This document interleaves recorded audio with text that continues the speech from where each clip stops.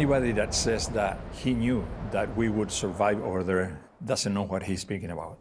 You were not there. We were there. We know. I thought this plane is going to crash.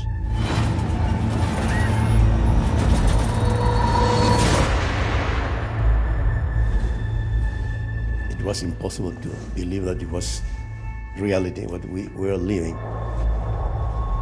The cold and the hunger. And then it got worse.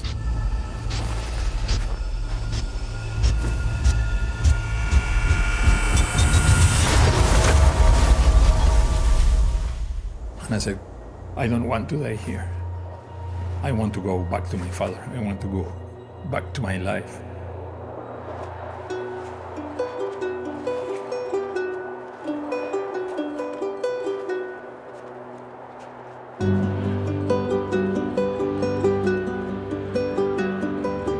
An airplane crashed on a flight from Montevideo, Uruguay to Santiago, Chile.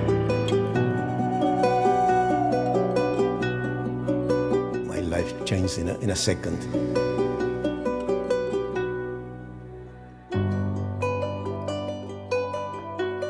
We were 29 guys alive.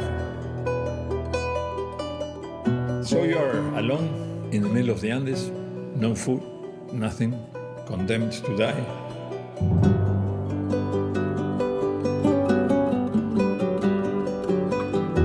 I don't want to die.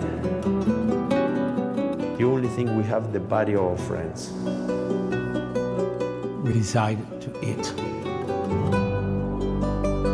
That was the only way to honor life, to stay alive, to fight against death.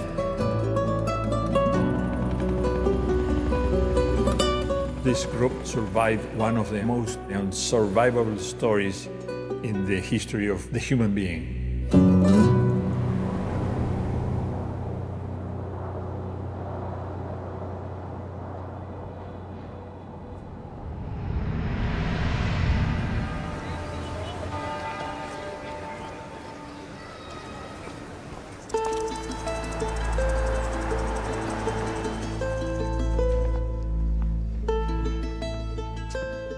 This is the All Christians Rugby Team 1972, about 2 weeks before we climbed into that airplane. There's me. I was 22 years old. This is some of the great players of this team who were on that flight. Roberto Canessa, the wing. Panchito, my brother in life, the other wing on the other side. Arturo Nogueira, fantastic guy. You know, Alexis Uni,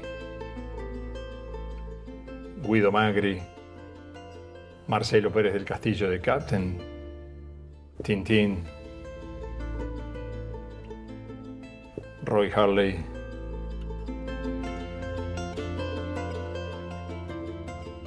It's sad in a way to look at this picture and know that some of my friends are lying in the Andes now, no?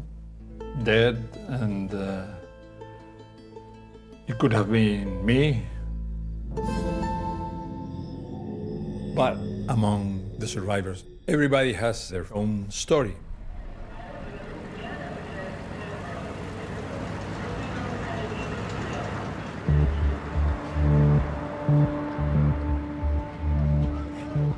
The trip to Chile from the All Christians Rugby Club was like a prize at the end of the season that the captain, Marcelo Pérez, had organized for the team to play against the Chilean rugby champions. So we chartered an Air Force plane because it was cheaper than flying commercially.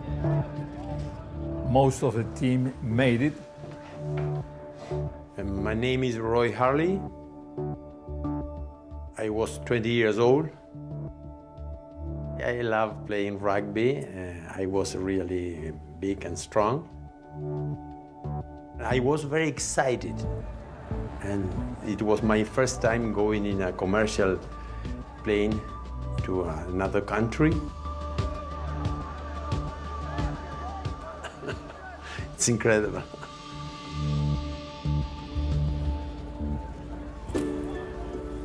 In 1972, I was 25. I was not playing rugby at that time, but my friend Marcelo, he was the captain of the team. We were always doing everything together. He asked me to help him to get as many people as possible so the trip will be full. I called my cousin, Fito Strauch.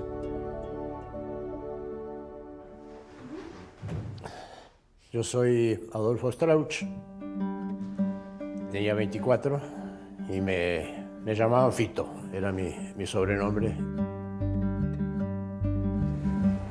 El viaje era muy barato, era una risa el costo.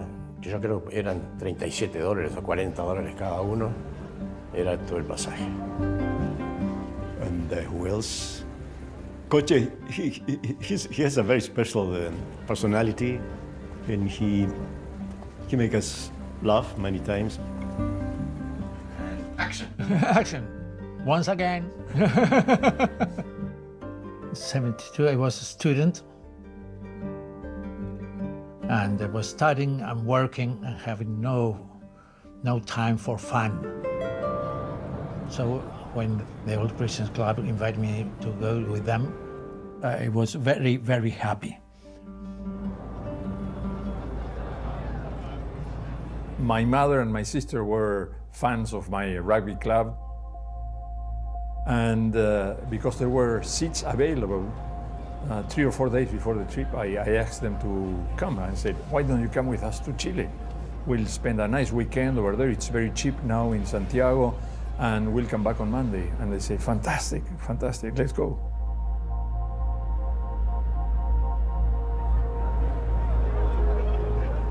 Bueno, después Marcelo consiguió los 40 pasajeros, más 5 tripulantes.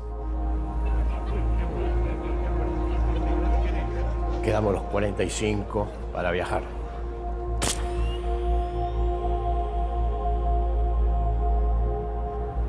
Los que no iban como rugbistas íbamos a pasarla bien y divertirnos.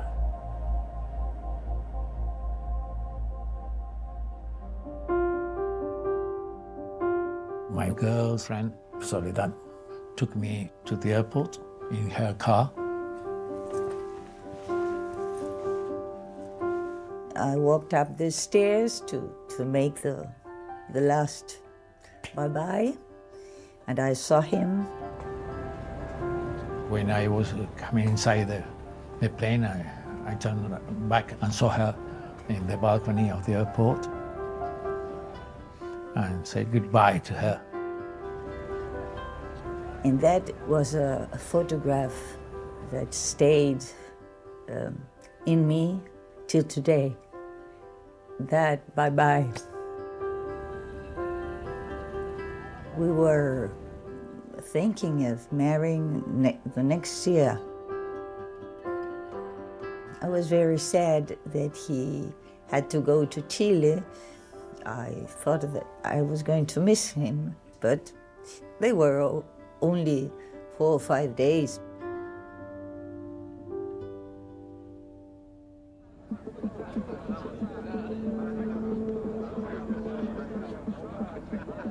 You can imagine, no?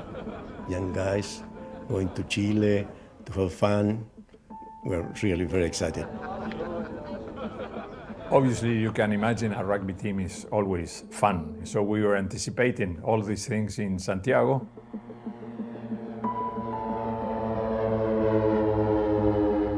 But the plane had to stop in Mendoza because the weather was not very good.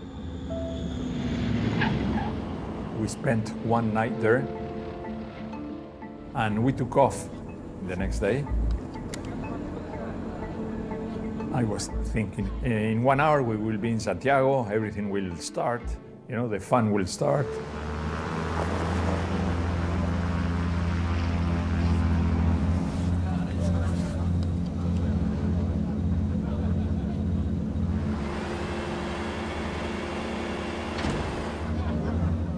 Flying over the Andes is a very beautiful thing, very beautiful thing. Mountains are majestic. They were snowed in. It was the year with more snowfall in the last 50 years. So it was completely white, beautiful. I remember so clear the impression, because at that time it was not very common to fly, no? And it was very, very emotional, just getting close to the Andes, the huge mountains, all covered with snow and all the black peaks.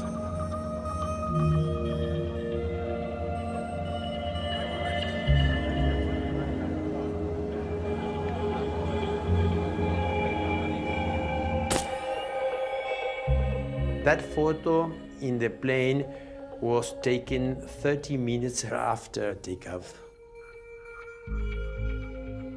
I am sitting there with Gustavo Nikolic, very close to me, and we were really, really very glad, very enjoying the trip, very nice. And then the big change. I was sitting on the window, and my friend Panchito, he said, Nando, let's change. I want to look out from the window. And I said, okay, let's change. So he was sitting by the window, and I was sitting on the aisle seat when everything happened.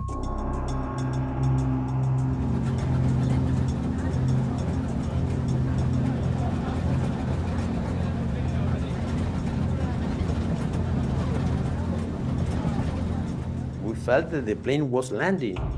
We began landing in the middle of the Andes. The pilot thought that he was very close to Santiago, and he began landing.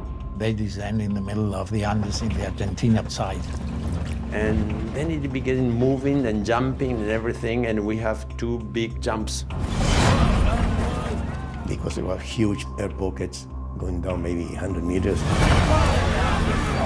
And up again. And we sit there.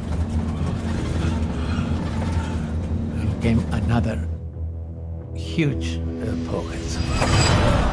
It's huge. I thought this plane is going to crash. And I started feeling that the mountains were too close, and I really started feeling very, very, very scared. And my best friend Panchito, he hits me and said, Nando, look. And I looked about 100 yards away from the airplane. I saw this black and white mountain going by, and I thought, we cannot fly that close to the mountains. And then I heard from the cockpit that they shout, give me power, give me power. And the plane began to went up. I heard the noise of the engines pitching up in revs, gaining power, and this horrible metallic sound of the impact. And then for me, instantly, everything went black. We all thought, well, that's the end. But the plane continued moving. It was sliding in the mountain. It just doesn't stop. Wind was coming inside. I shut my eyes and never opened once again. We didn't understand what's going on. And we say we are going to crash again the mountain and again a rock. And in that precise moment, a great crash. And at last, it stopped.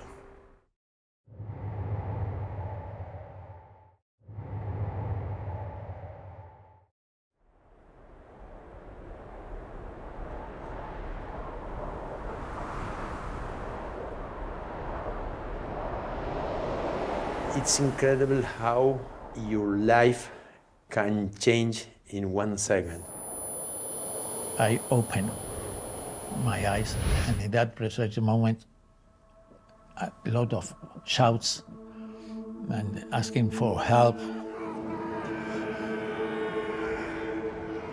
My friends all around, guys with blood and everything, shouting.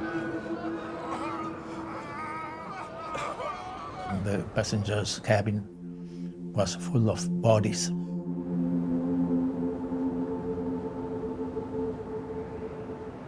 opened my eyes in the front seat. It was Nando's mother, and she was there, very close to my eyes.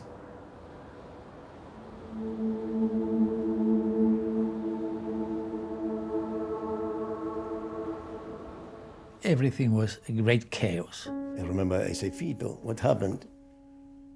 And Fito said, we crashed in the Andes. Pasé por entre la gente, entre los fierros, y paso el piso del avión. Me entierro en la nieve, casi hasta la cintura.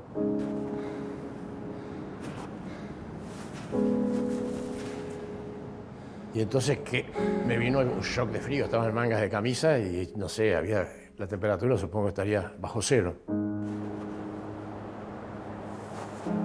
It was just like that, with a shirt, with 30 centigrades below zero. At that altitude, it was really difficult. I started having lack of air, of oxygen.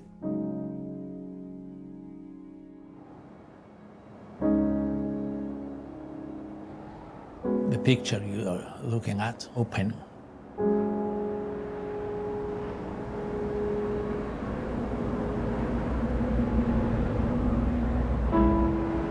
And you look all around you and was higher, 1,000 meters of snowy mountains.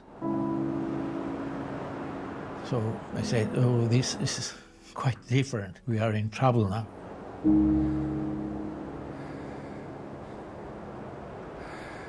I didn't know what to do, but everybody was shouting inside the plane, and we returned to help those who had injuries.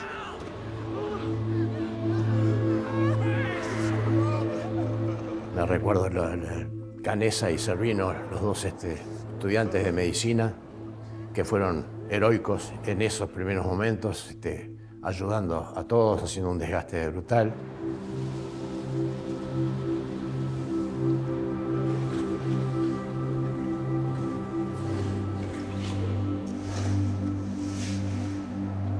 Nando, we thought he was dead. And his body remains a little bit outside the fuselage, with the head over the snow.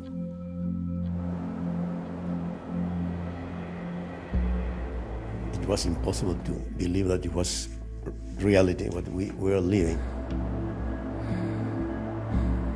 I am alive. Why I'm still alive? A plane 500 kilometers per hour crash against the mountain, and I'm still alive. What happened here? I don't know what is going on.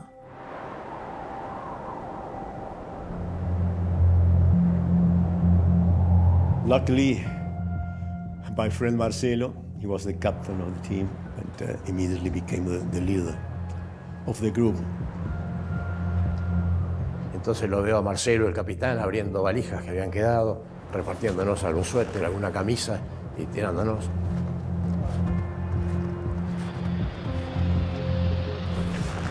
And he started trying to organize that terrible mess, making some place to spend the night, trying to close the open side of the fuselage with some luggage.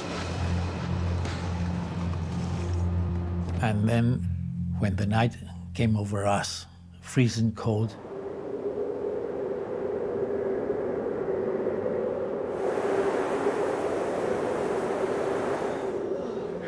It was very, very cold, so we tried to go all the guys inside the plane. and we couldn't see anything. It was dark.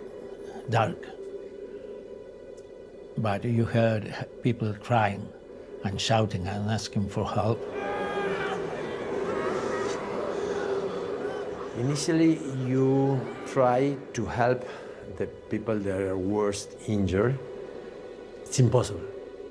It's impossible. And the only way to maintain you warm, it was being very close with another guy. No se duerma, por miedo que te durmiera y te congelaba, porque la diferencia de temperatura era brutal. a night that ours seems to be years.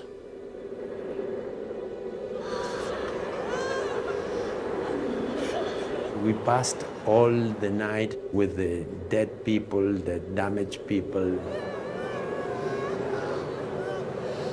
I always say that if hell exists, that was hell.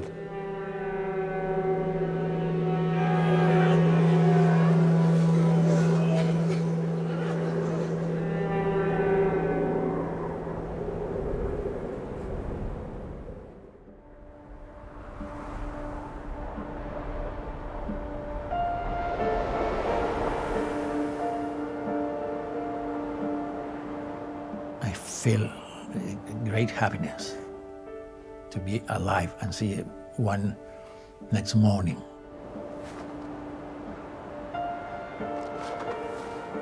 I woke up alive once again when I surely should be a dead body. As other people during the night, they didn't shout anymore and they was dying.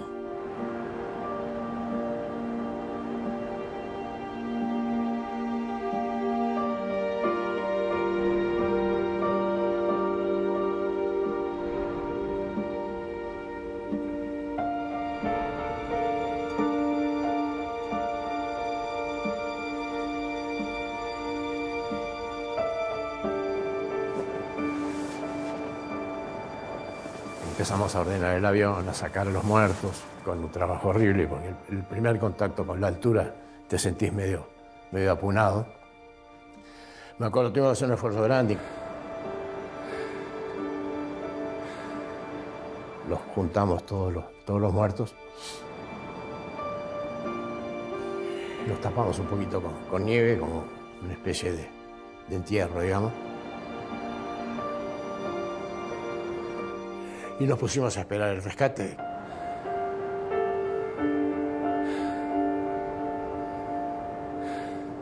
Because it was a modern plane, we knew that it was a modern equipment.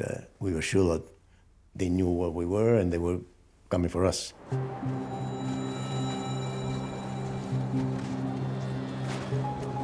Pusimos valijas y bultos para que se viera mejor si pasaba un avión. Le hicimos una SOS, un SOS en la nieve pisando para que se viera desde lejos. So we would say that if the plane crashed here in the middle of the Andes, immediately people are coming to help us.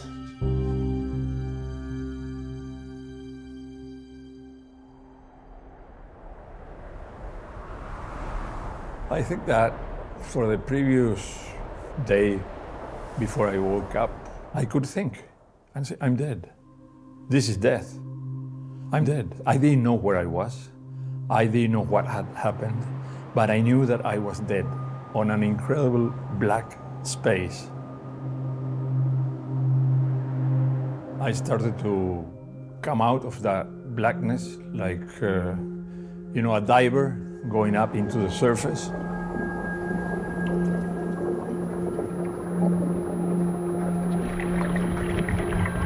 I opened my eyes and I didn't know where I was, but everything was broken. And beautiful faces, I remember beautiful faces close to me, speaking to me, saying, Nando, are you okay? Nando, the plane crashed. Nando, we crashed. The plane crashed.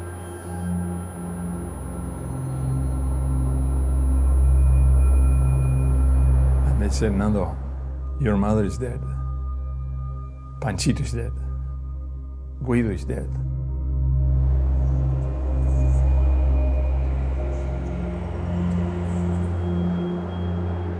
Hadn't I been in the cold and my head had been lying on the snow, I would have been dead. Nature saved me because nature did what science does now. they put a lot of cold on your head so that the swollen brain can regain its form. So nature saved my life over there.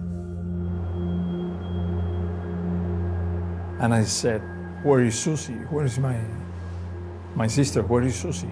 She was with me here. And they told me she's very badly injured. You know, she couldn't move. She couldn't move. She couldn't speak. I said, "Phew, we crashed. We crashed."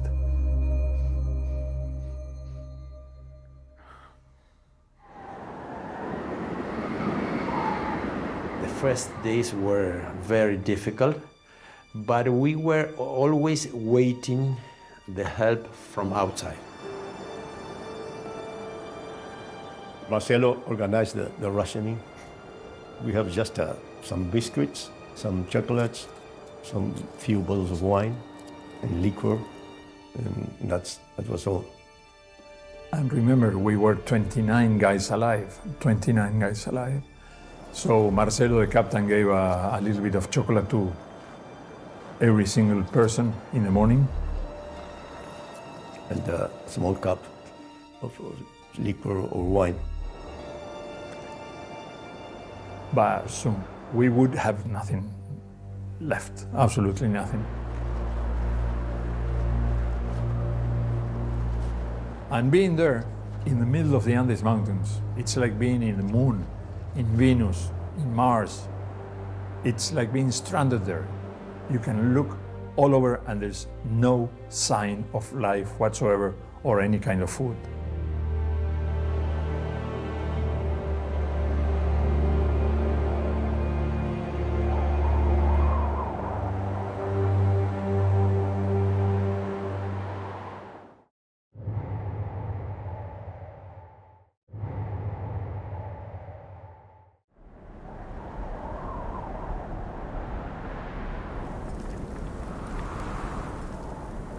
We must take decisions immediately and create everything. We have nothing, just our minds, our intelligence. We have no food, no water, no warm clothes. But the worst of all was the thirst, not having enough water. There was no water. There was no water. People say, but here there's a lot of snow and ice. Yeah, there's a lot of snow and ice. How do you melt it? How do you melt it with that kind of temperature? It's impossible if you don't have any fire or anything. One thing is to eat snow, but you get blisters inside your mouth, in your tongue, and your lips crack. So to put ice and snow into that broken mouth, it's like a very big pain.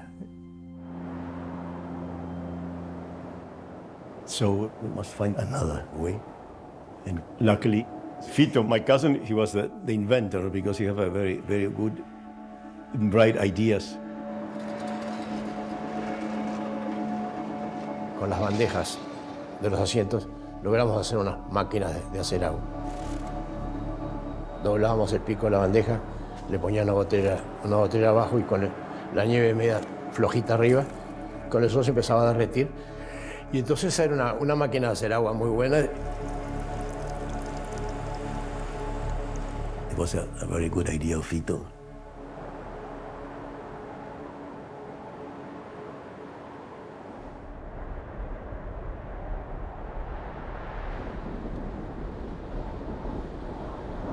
I found a very small radio,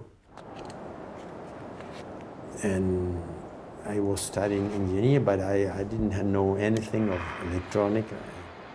I make an antenna to try to increase the capacity of receiving radio transmissions from outside, and then we begin receiving radios from Chile, and all the radios that we heard were speaking about the crash in the Andes of the Uruguayan plane.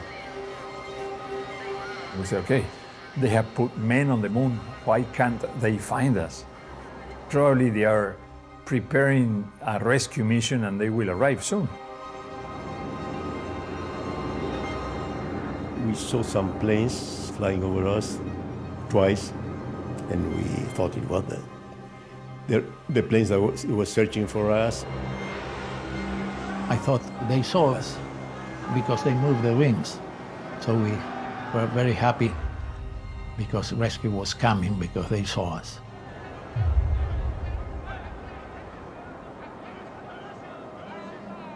And some boys went to the food, a bottle of wine, a liquor, a little group ate it all.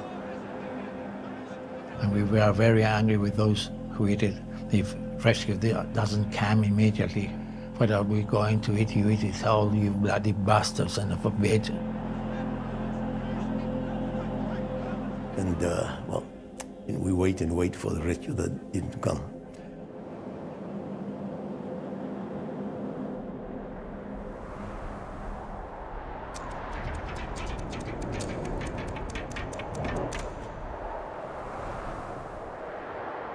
Nobody died of thirst. Nobody died cold because having very close bodies, warm bodies during the night. But we were going to die starving because we didn't have anything to eat, anything else.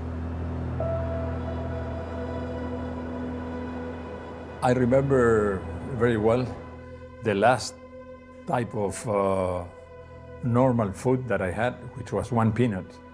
I had one chocolate-covered peanut was my food for 3 days.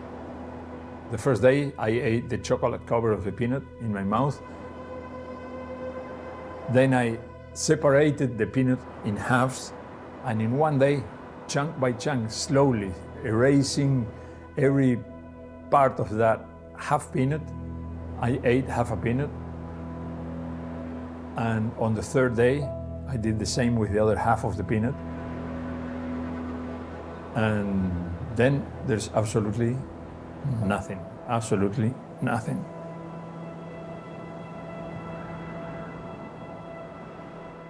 Not knowing when you're going to eat again, it's an incredible fear. And you will never experience that kind of hunger. The anxiety of hunger, the depression of hunger, the fear of hunger, until your body starts to feed upon itself.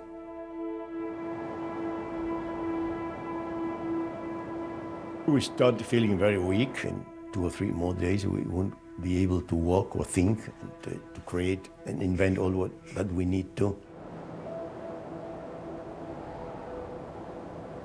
We were dying. We were dying. We don't have more energy.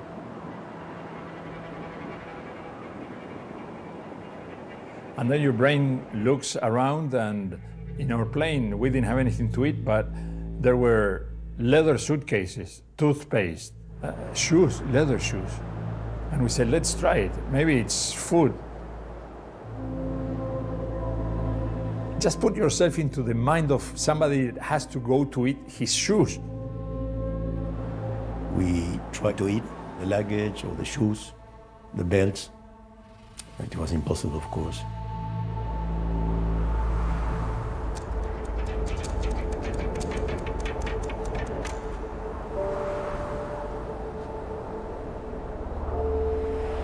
I remember Nando, he was with his sister. His sister was very bad damage. I remember he put the water in her mouth. And I stayed with her. I stayed with her, I embraced her. The state of her injuries were absolutely devastating, I think, very, very bad. She couldn't do anything.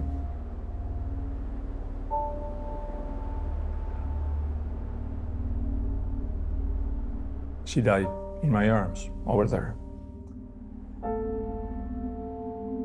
I couldn't cry. I couldn't cry. And I said, Nando, what happened to you? Who are you? What?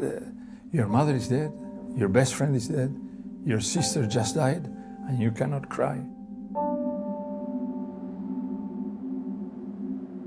but I think that in a survival situation of this magnitude, everything that doesn't have to do with survival is erased from your brain.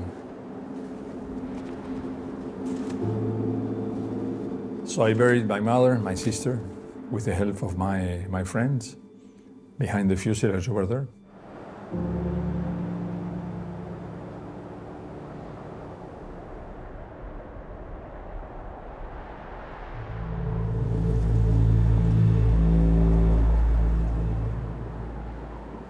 So you are alone in the middle of the Andes, no food, nothing, condemned to die.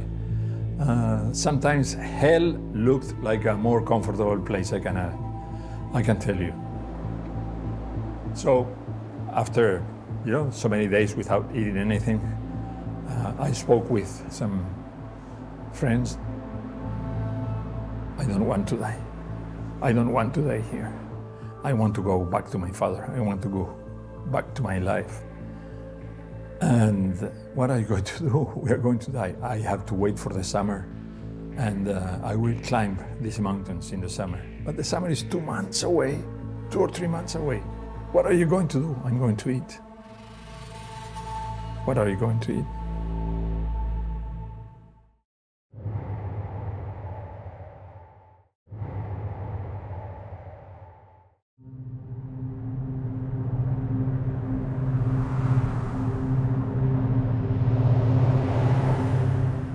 An idea that was in my head in the last few days, and I tried to reject it because it sounds so impossible and so difficult. I think it was a decision not as easily to take as I did.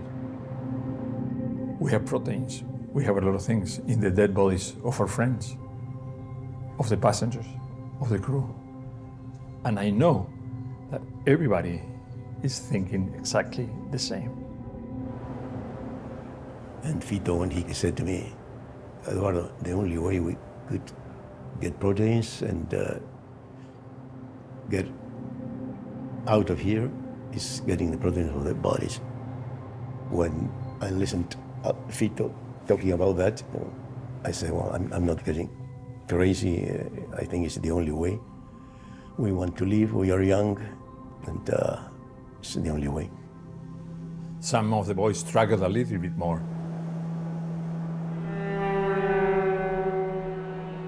We were getting really very, very weak. So we tried to convince many of the other boys, including Marcelo, that they couldn't accept the idea. Marcelo, el capitán, no podía aceptar la idea. No puede ser, no, vamos a esperar, nos van a venir a rescatar. Marcelo, pero nos vamos a morir de hambre acá, ¿no? Nos vamos a debilitar cada vez más. Tenemos que tomar. We thought that the Catholic religion would prohibit him to do that, and Marcelo felt very guilty because he organized all that trip. It was the only way. And we start saying that it was the most beautiful thing you could do for a friend, just giving him your body as food and as life, giving him life. We make a pact between us. If I die, you can take my body. And if I die, you can do the same. And that made me decide to eat.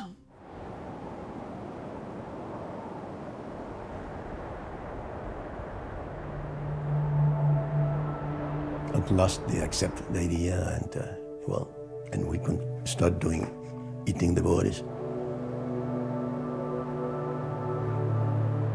It was so difficult to accept the decision and then to do it, going to the bodies and start cutting the flesh. No? So Roberto and Fito were the first ones. salto, digo, hay que hacerlo. Salí sin nada y encuentro una botella rota con un vidrio que estaba rota al costado del fuselaje. Bueno, entonces con eso avanzo al primer cuerpo.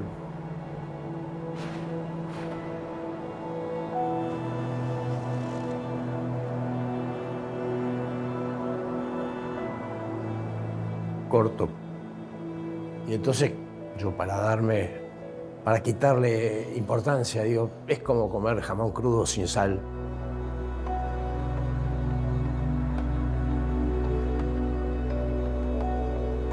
Entonces voy adentro del fuselaje y les digo, bueno, ya está hecho, el que quiera, puede probar.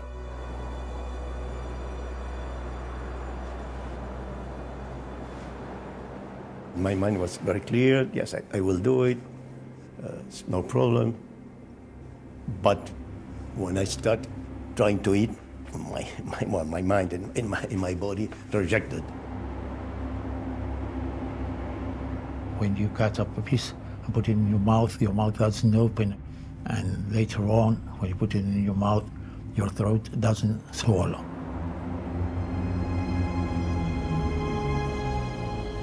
And I remember that Vito and Daniel, my cousin, they helped me. No, come on, you must eat it. Otherwise you will get very, very weak. We're studying in very small pieces and start feeling a little bit better with the protein. It was one of the last ones that ate human flesh. At the end, you eat a piece of frozen piece of meat without any taste.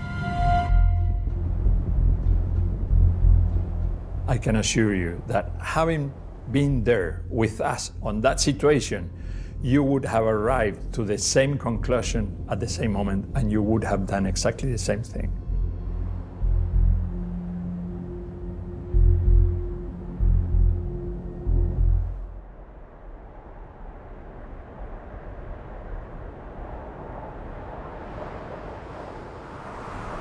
The 11th day for all of us, the survivors, is a very important date.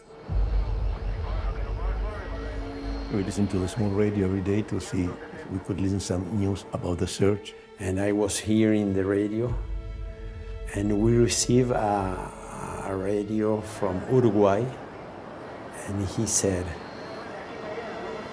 today all the search of the Uruguayan plane is finished.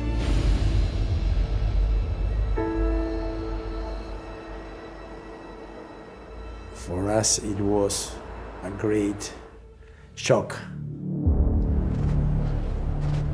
So the search is being called off. So it's like being in front of a firing squad. Can you picture that moment? They thought there's no way anybody could have survived over there. And that makes us very angry. I get very angry. I'm not dead. I'm not dead. Bloody people. Why do you think we are dead? We are alive here. I felt cramps in my stomach. I wanted to vomit. I was condemned to die. We were dead men walking. Dead men walking.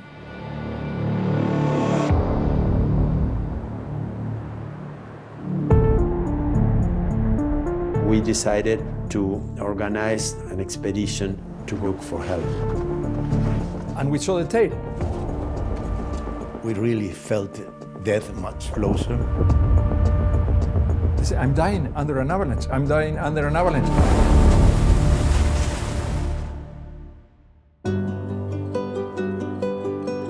And the fight to survive continues brand new tomorrow at 10, or go to My5 to watch the whole series right now. Home to some of Britain's most dangerous criminals. We go inside HMP Belmarsh for a brand new Evil Behind Bars tomorrow at 9. And tonight, an ex-offender with a violent past is turning killer in true crime Sleeping with My Murderer. Brand new next.